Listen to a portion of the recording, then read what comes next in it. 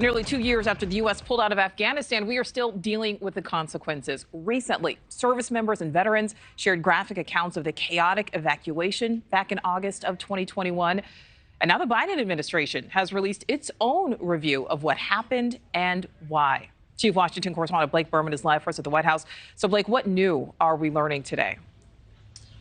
Well, there was a lot in here, Nichole. It is a 12-page summary put forth by the National Security Council looking at what happened as it relates to the withdrawal of U.S. troops from Afghanistan, not just from the Biden administration and the role that the current administration played, but also the role that they say the Trump administration played as well. There is a lot of finger pointing in this document, but quite honestly, Nichole, very little of it pointing back to the current White House. Let me take you back to the summer of 2021. You'll remember back in August of that summer, U.S. troops withdrawn from Afghanistan. By all accounts, it was a disaster. In the final days winding down the U.S. involvement in the war, 13 American troops, more than 100 Afghans died during a bombing at the main airport. Among the issues, the White House is now making the case that the intelligence that made its way to the commander-in-chief turned out to be flawed. For example, here's what they write in a paper. They say, quote, "As late as May 2021, the assessment was still that Kabul would probably not come under serious pressure until late 2021 after U.S. troops departed. Faced with these circumstances, President Biden undertook a deliberate, intensive, rigorous, and inclusive decision-making process." So that, Nichole, is partly how the White House is defending the president. Watch. There were some pieces here that weren't accurate.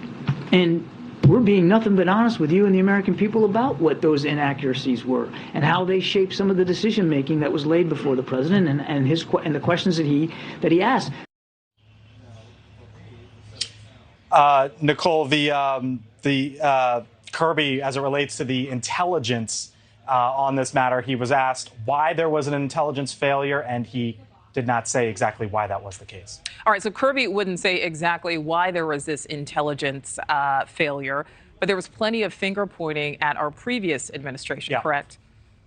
Yeah, certainly. Among the main themes here, the National Security Administration highlighted some of the challenges that they say they inherited from the prior administration. Let me walk you through some of them from their vantage point. For example, they point to the decisions to draw down troops, the Trump administration's decision to negotiate with the Taliban, and go virtually silent, they say, with the Biden administration during the transition. In its paper, the NSC says, quote, "As a result, when President Biden took office, the Taliban were in the strongest military position that they had been in since 2001, controlling or contesting nearly half of the country." But at the end of the day, it was, of course, President Biden who oversaw the withdrawal of U.S. troops. He was the commander-in-chief at the time. And the White House was asked today who would be fired as a result of what happened.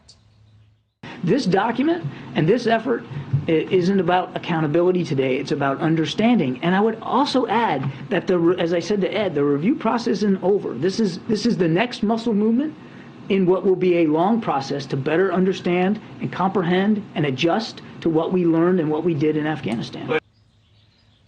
So, Nichole, there was a lot of blame put today on the past administration. I spoke with a former NSC official in the Trump administration to sort of gauge their feeling as to how the Biden administration is portraying this. This individual said it was, quote, "wild and ridiculous." That's how they described the briefing that John Kirby put forth today before reporters, adding, quote, that it's frustrating to try to pass blame for a completely botched withdrawal, end quote. That's the perspective from one national security official from the Trump White House. Nichole? Blake, thank you for that. Thank you for watching. Go to newsnationnow.com to find NewsNation on your television provider. And don't forget to click the red subscribe button below to get more of NewsNation's fact-driven, unbiased coverage.